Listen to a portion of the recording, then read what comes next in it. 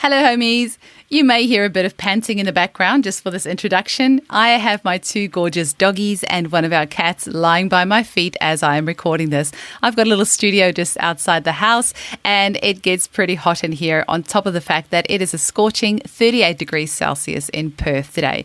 So I have to turn the aircon off when I'm recording because it's too noisy in the background. So if you're hearing panting, that's what it is, which is very appropriate considering today we have our first animal homeopath on the podcast, which I'm so excited about.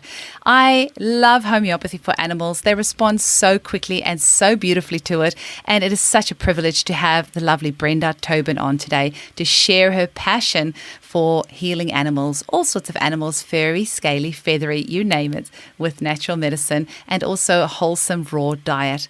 She is also a regular contributor to Dogs Naturally magazine, and you should get some really good takeaways from today's episode. I hope you enjoy it, and hopefully it's a bit cooler where you are. Welcome to the Homeopathy Hangout podcast, where we discuss all things homeopathy from around the world. And now, your host, Eugenie Kruger. Hello, homies, and a very warm welcome to Homeopathy Hangout. And today we have Homeopath Brenda Tobin with us, all the way from Northern Michigan. Welcome, Brenda. Thank you, Eugenie. Thanks for having me. It's a pleasure. I'm so excited to have you on today. We got introduced by our friend Sanjay Salunki, who's also been on the podcast.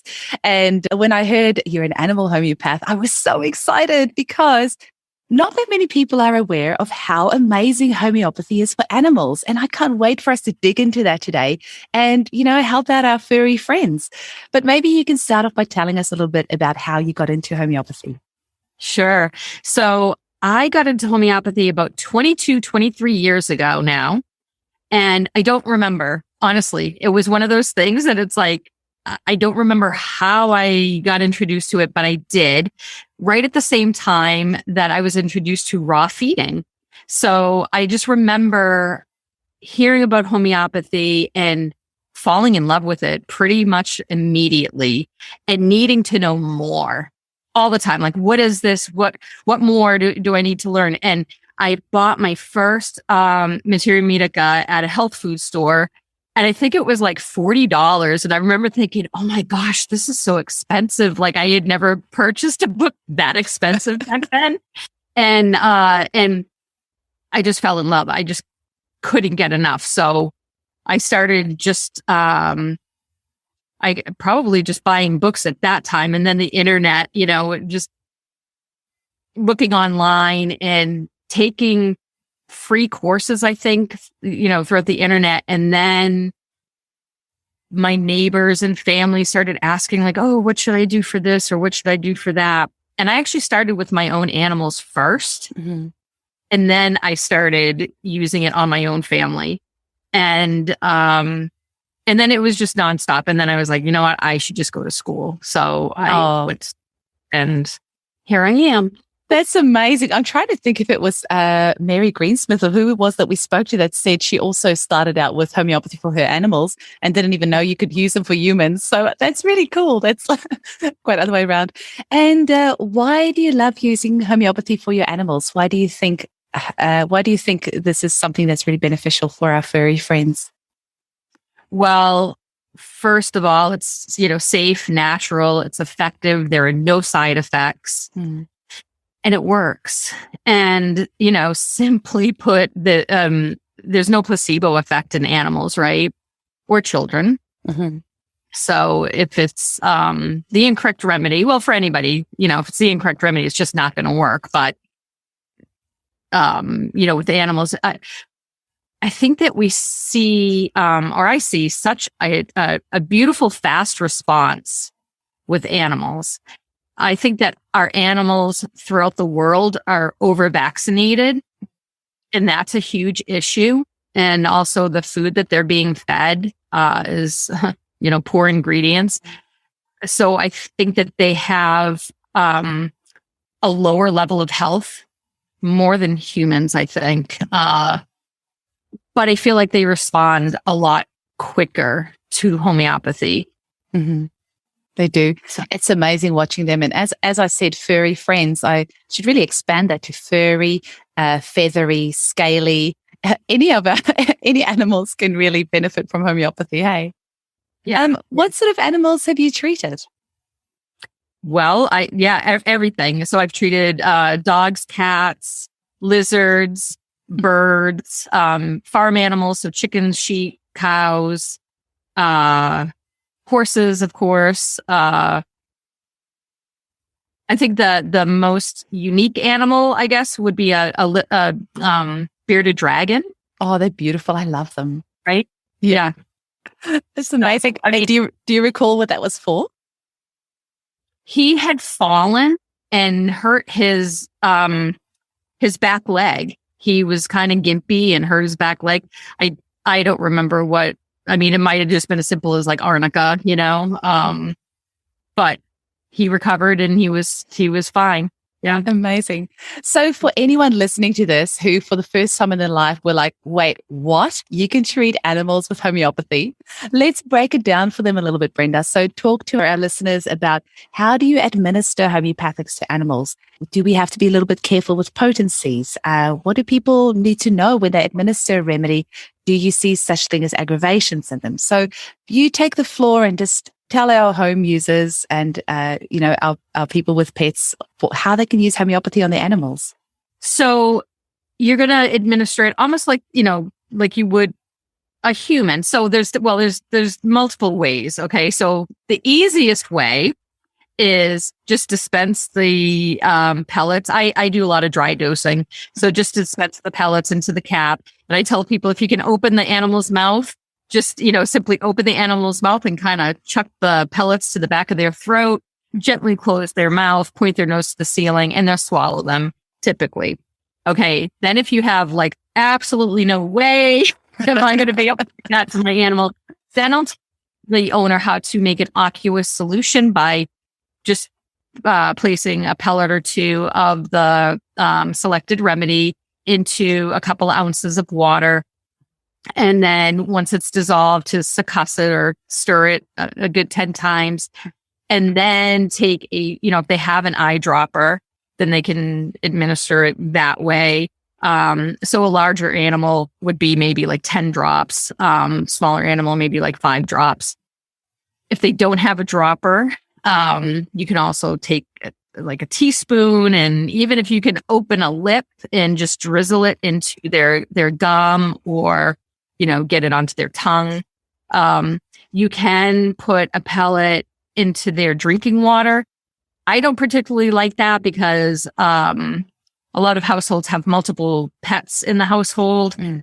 And also we want to make sure that they are absolutely getting their medicine. So I like to just do the little aqueous solution. But if you have farm animals, sometimes you have to just put it in their everybody's drinking water. So say if it's a herd of cattle, you're not going to go and administer, everybody.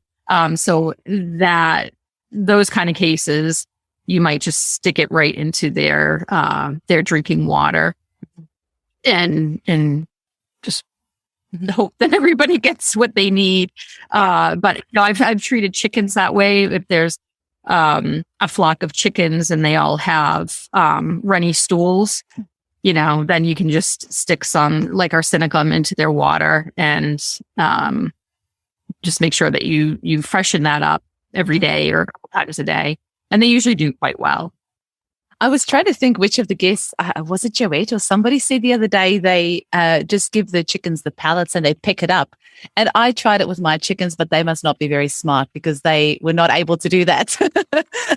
I just left the pellets there because their shells were quite soft. And so I think I gave them carb or something and just trying to get their shells to, be a little bit harder. And they just kind of looked at the pellets and were like, we're not touching that. Yeah. I had a really cool case. This is a personal case of my own.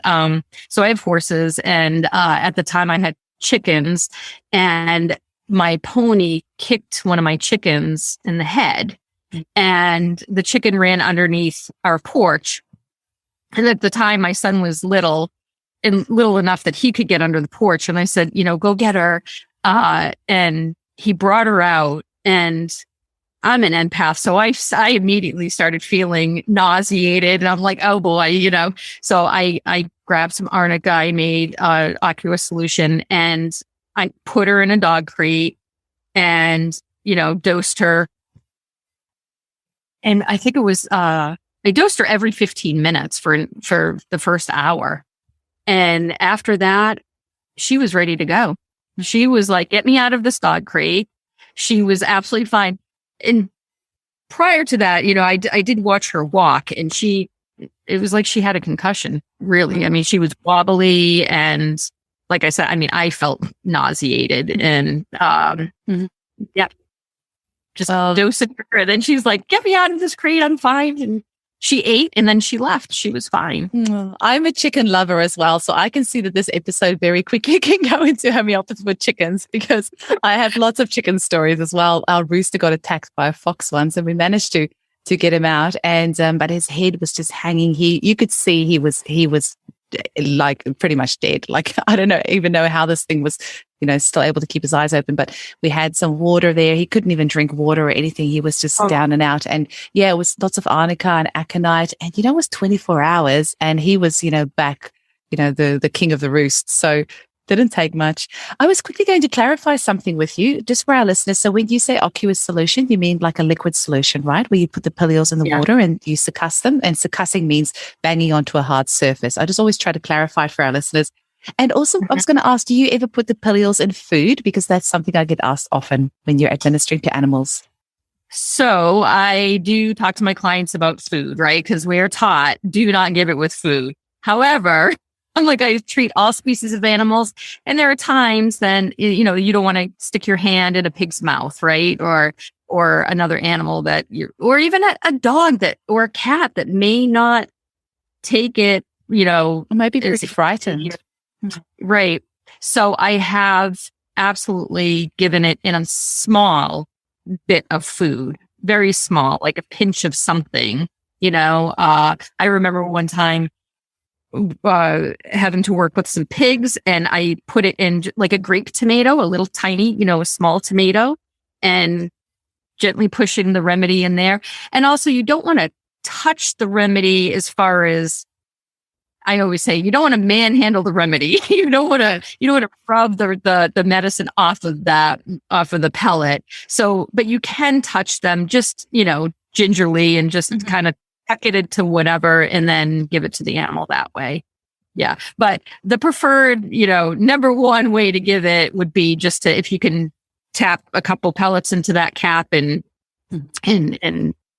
down the chute, that's the better way, right into the mouth. But yeah, I know with my dog, she just recently hurt her hip. She just goes crazy because we've got 16 acres, and she loves running and going nuts, and she injured something. And I just lift up her top lip and just kind of throw it in by her gum, because she wouldn't open her whole mouth for me, but just even lifting up that lip and just getting the pilule there under the gum. Yeah, under the lip, between the gum and the lip really helps. Yeah. So is there anything else that people need to be aware of when they're administering the remedies? Like, do you ever experience aggravations with animals when you give homeopathy?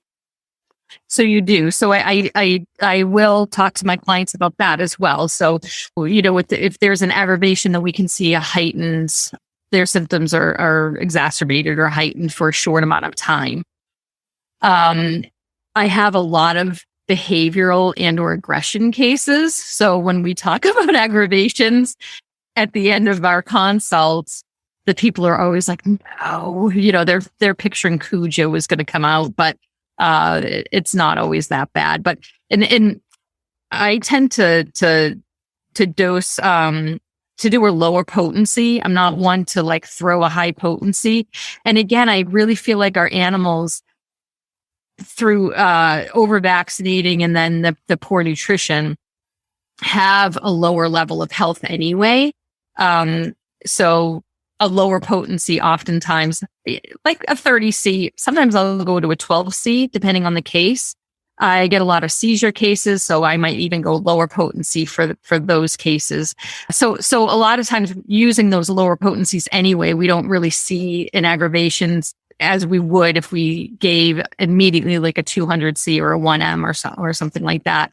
So what would an aggravation look like? I mean, I get a lot of skin cases too, a lot of allergy cases. So those cases, oftentimes, the animal might start itching more, or their skin might be more intensely red or something like that for a short amount of time. So aggravations typically only last, 24, maybe 48 hours. And then we can start the downslope of, healing. But I always tell my clients too, and aggravation, it's such a negative word, but it's such a positive thing in the homeopathic world. And I'm like, I'm not cynical. If you have an aggravation, I'll be like, yay, that's a good thing. It really is, right? But I think once you understand how the body is healing itself, like I always say to my clients, that when you're taking that remedy and you have an aggravation, it's because your vital force or your consciousness is actually bringing that complaint. Your vital force is bringing that complaint to your consciousness and saying, hey, do you remember this thing? We're just going to work with it right now. And helping people understand aggravations and how it's actually part of the process of healing kind of takes that scariness away from it. I mean, nobody likes to be uncomfortable or in pain, but it's your body sometimes needs to do that for you to heal itself. And it's usually only short-lived. Of course, you can't explain that to an animal, but if you explain that to the owner, then obviously that's going to help. Right. Yeah. And it is short-lived compared to the amount of time that they've, been dealing with an illness or, disease. That 24, 48 window isn't that bad compared to, sometimes I get clients that they have said, I've done everything. I'm usually the last ditch effort. And, I've gone to the vet, I've spent thousands and thousands of dollars, and they can't figure this out. Oh, I had a case. So I have clients all over the world, and I have a client in Switzerland. She came to me because her golden retriever lady had IBD, and so irritable bowel disease, and she was very, very underweight, no matter what they fed. She'd gone to several vets, even a vet in Germany, and they all said, this is something that she will live with for the rest of her life. I forget how old lady is. She's young, maybe 3 years old. So this is something she'll live with for the rest of her life. Always having loose to diarrhea stools with blood in it. Wow. And they tried different foods and, of course, all the, antibiotics and steroids and blah, blah, blah. So it's funny because she heard of me and she told her husband, I'm going to see this homeopath for animals in the United States. And her husband said, you're nuts. You're absolutely crazy. No, don't waste your money. And she said, no, I've heard great things about her. I'm going to try her. Well, lady has had beautiful stools. She no longer has IBD. It's been vet confirmed via X-ray. There's no more inflammation in her intestines. Her weight is up. She's beautiful, happy. And now her husband, you call Brenda for everything. If lady has a splinter, call Brenda. Oh, it's funny. When the husbands are on board, then you're onto a good thing because they tend to be a bit more skeptical. But now that you've talked about your client in Switzerland, so talk to us a little bit about that. How does that work? So you don't need to actually see the animal? I don't. So I've been treating remotely before COVID. I've been using Zoom, and that's how we meet. I don't necessarily have to see the animal because being a homeopath, we don't need to, palpate the animal. Sometimes it is useful to see the animal, and I do like to see the animal too. Like I like to see who I'm working with. If it's a skin case or if it's something that I need to see up close, then I'll ask the client to take a picture and preferably just text it to me because then I can kind of blow it up and see it that way. Sometimes diagnostics are useful, but not always. So say if it's a heart case, there are many different remedies that just treat the general heart. But if it's, if we want to hone in a little bit deeper and say if it's a mitral valve prolapse or something like that, then that's always helpful too, to figure out, or if it's an eye case, if I get a lot of eye cases. So I have another case, and her dog had glaucoma. So it was great to have those readings and those pressure readings from the vet. And she went to the vet just to get the pressure readings, and then worked with me remotely. And with homeopathy, we got the pressure down to normal. Wow. She brought the dog back to the vet to just get the next reading. And he said, "Oh my gosh, what did she do? This is amazing." I mean, her pressures were normal. So that's absolutely incredible. And Brenda, do you ever find that the owners need similar remedies to the pets? Yeah. So I also work with humans. The primary focus of my practice is with animals. But I did go to school too for the human side. So I am able to do that. And it's funny because a lot of people, so they'll come to me for their animals, and then they'll say, "Oh, this stuff works. Can you help me with my family?" And a lot of times the animal and the people are on the same remedy. Mm-hmm. I had to laugh because I had a client in, and I only treat humans, and I prescribed her arsenicum. And at the end of the consult, when I said, "I'm going to give you this remedy, arsenicum," and she burst out laughing. I was like, What? Why are you laughing? And she said, "Well, I've actually just taken my dog to an animal homeopath, and she prescribed arsenicum for the dog." So that is that often there can be some similarities there. Yeah. Now you've also written for the Dogs Naturally magazine, I think for a few years now, hey? Yeah. What is some common things, some common complaints that you have in dogs, and what sort of homeopathic remedies have you found as helpful? So I think allergies is probably the number one. And so arsenicum is a good remedy, for certain skin cases. If the dog is itchy, especially at midnight and on, the people are like, "Oh no, we're in bed." And then they really start scratching, and they scratch until it bleeds. That we would look at arsenicum. And the dog is chilly, arsenicum. And then sulfur is another, probably, the main skin remedy, right? The dog is hot and has a lot of really red, stinky skin, sterinum, another good remedy for skin. And then I get a lot of behavioral cases. So aggression, anxiety, arsenicum, another good one for anxiety. So a lot of the polycrest remedies are beneficial. Amazing. Yeah. What sort of other things are you seeing a lot in dogs, especially? I'm just using dogs as an example because, it's a pet that a lot of us have. But what sort of other conditions are you seeing, and what remedies do you find useful? And then stool, right? So we'll get a lot of diarrhea. See, I feel like the problem is that the dogs are getting over vaccinated. So we have vaccinosis, and then here come allergies, and then the dogs have skin issues. So if they're going to the vet, then typically the vets will prescribe steroids, antibiotics. And now we're working on, we got to fix the gut, right? So it's kind of this vicious circle of, we're cascading, ailments, and then it goes into the stool, right? So we'll get that a lot too. So the diarrhea, arsenicum again. Everybody should just have stock of arsenicum, sulfur. I don't know. Then we've got belladonna too for aggression, stramonium, and that seizures. I had a lot of seizure cases, and silica. Oh, cupra for the seizures. Yeah. And silica is a good one to have on hand when they have splinters and all sorts of things in their paws. Hey, I've got a few of those with our doggies. Yeah.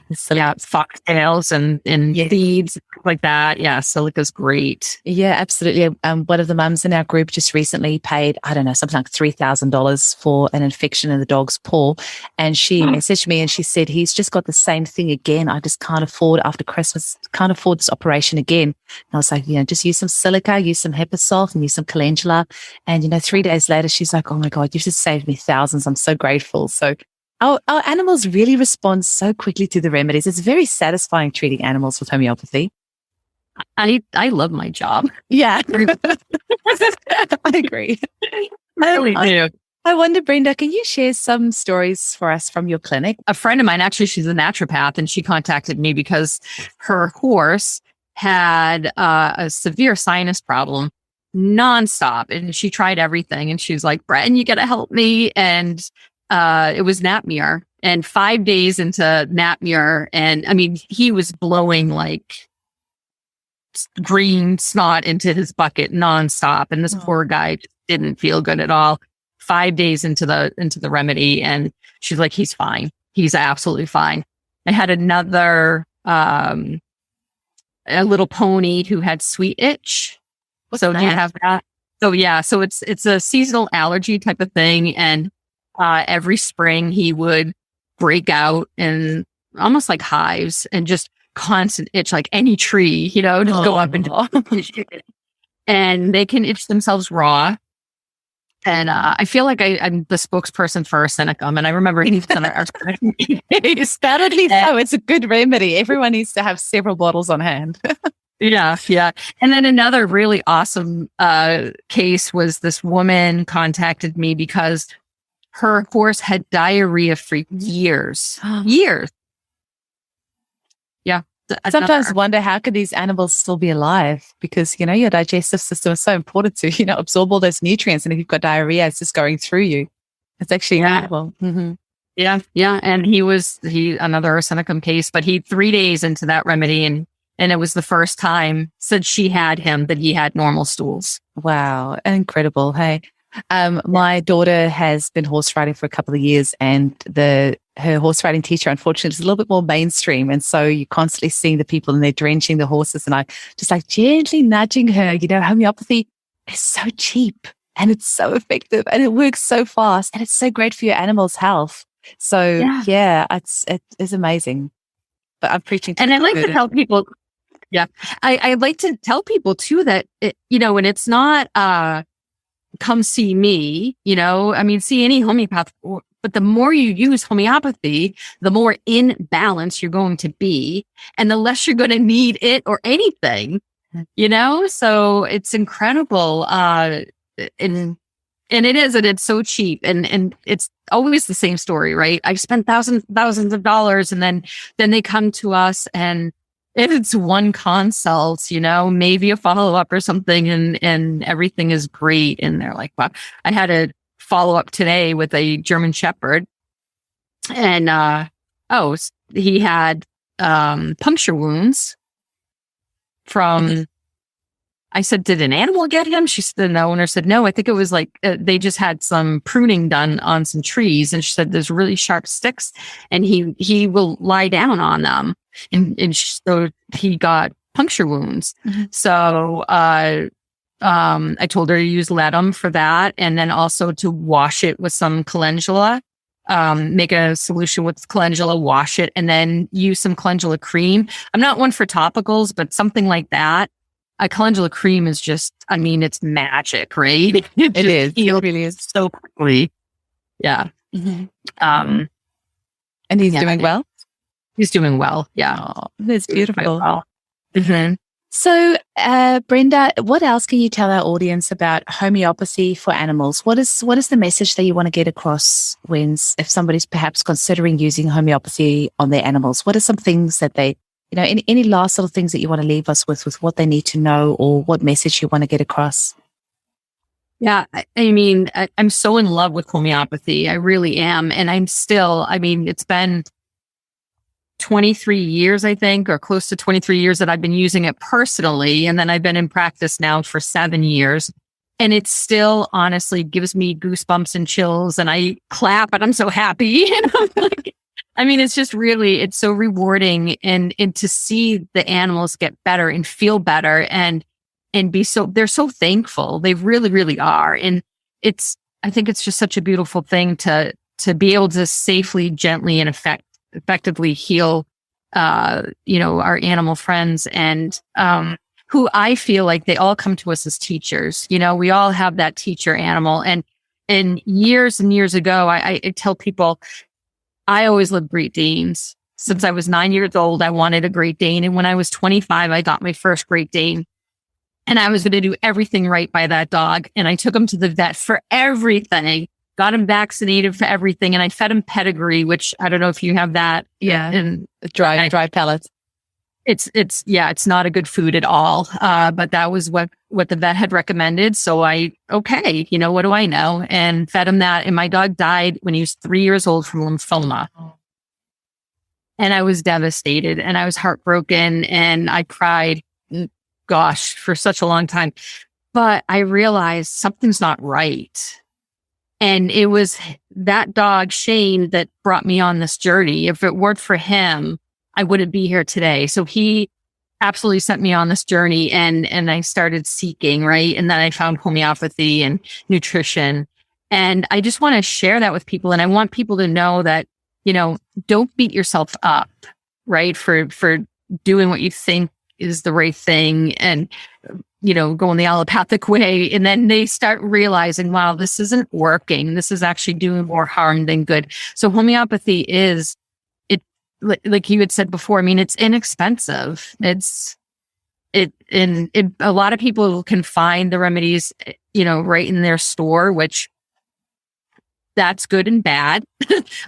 So, if I have a case and I need to send somebody to the store, that's a wonderful thing because they can start the remedy sooner than me sending it to them.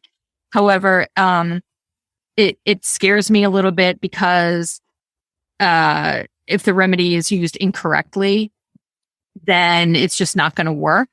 And then people might think, oh boy, homeopathy is just, it's garbage. It doesn't work. And so I'm not going to use it anymore. So I'm really protective about it. And I want to share with people and teach them how to use it correctly. And, but I want them to use it. So I want to share that with people, like, or get in touch with the homeopath, or learn about it. I agree. When you have that relationship with your homeopath and they can kind of guide you and empower you along the way. And once you're feeling confident, to kind of take the reins in your own hands a little bit, then, that's wonderful. But if you are just grabbing it off the shelf with no real idea of how to use it, you are probably going to be disappointed. So it's always best to just get that professional advice, especially at the start.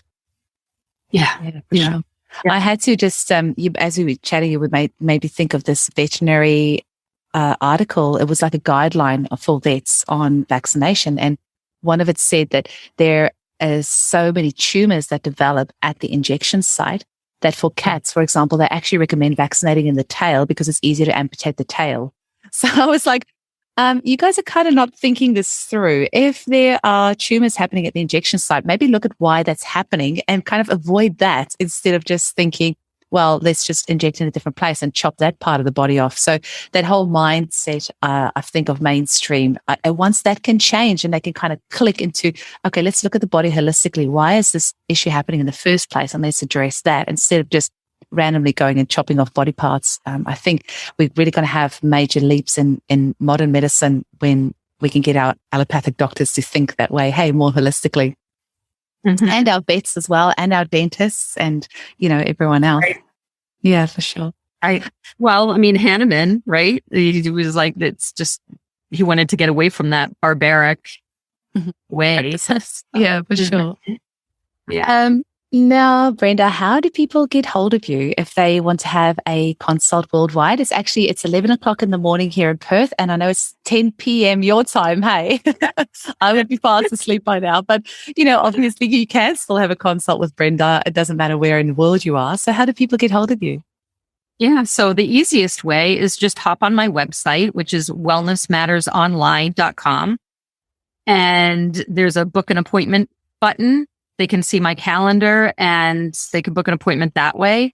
And then once appointment is booked, I will send forms out to them, and then we'll meet, usually via Zoom. And, I like to explain to first timers, the more detail, the better, because we have over 8,000 homeopathic remedies to choose from.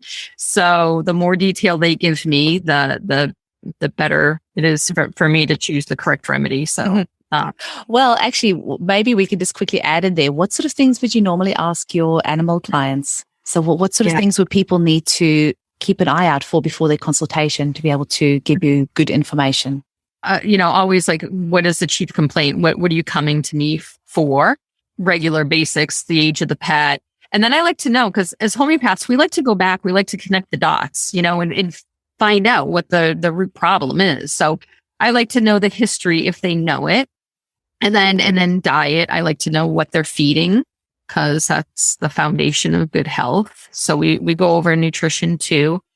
And then your basic modalities, right? Do they like warmth or cold? The drinking, do they drink, do they go and just gulp, gulp, gulp? Or do they go and sip throughout the day? I ask about stool and eyes, is there any discharge from the eyes, any discharge in the ears? And then odor, I know you keep your dog clean, but is your dog a stinky dog? You could bathe your dog all the time and still have that, wow, my dog is really stinky. So things like that are really important to the homeopath. And personality wise as well, I'm sure. Oh, personality for sure. Like, what are they, how are they toward strangers? How are they toward, do you have other animals at home? Yeah, definitely personality. Yeah, for sure. Excellent.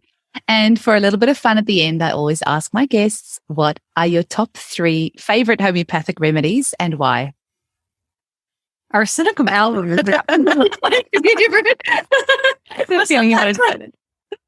Yeah, but I'm a true follower of Kent, where he said, make sure that you repertize every single case, right? I mean, not an acute if it's something quick and easy, but I take that to heart, because it is true. You could go in, you don't want to have prejudice going in, right? So and so many times I'm like, oh, I almost feel like, oh gosh, it's arsenicum again. Yeah, I feel like arsenicum is attracted to me. So arsenicum alum, I really like it. I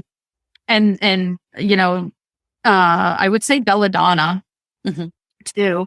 And sulfur. I think that those are I'm looking at my remedies as I'm talking to you. I feel like those are like my top 3 of what you would use in your clinic. I think so. That's a hard question. It is a hard one. Yeah, a good handful. There's probably 15, 20 remedies that I like. If I had to go to a desert island and I had to bring, certain remedies, that I think that there's about 15 or 20 that I could not live without. I completely agree. I have thought about scrapping this question that I ask at the end, but I haven't, for a couple of reasons. One is that several of my listeners have actually said they really enjoy this part of the episode. And the other one is I love seeing a homeopath squirm trying to find those 3 remedies, because I know it's really hard. What are yours? Oh, somebody asked me the other day. It's if I could only have 3, it would have to be arnica, and it would have to be aconite, and it would have to be nux vomica. I think those are the 3 we use the most in our house. Just aconite for nipping colds in the bud, arnica because we're on 16 acres, so the kids are always getting hurt and the dogs are getting hurt, and just nux vomica for all those digestive things. And I really love nux vomica for me for sleep, because I am work hard, play hard person, go go go, and I can lie in bed and not be able to shut my mind off, and I'll have a dose of nux vomica and I'm out like a light. Like, I have never taken pharmaceuticals for sleep, but I swear a pharmaceutical couldn't make me sleep as quickly as nux vomica can. It just shuts my brain off and I'm out. Wonderful. So, I think those would be my 3 if I was forced. Yeah, that's wonderful. It was so lovely to connect with you, Brenda. And thank you so much for helping our feathery, furry, scaly friends. And please keep up your wonderful work. Thank you so much. Thanks for having me. It's a pleasure. Bye.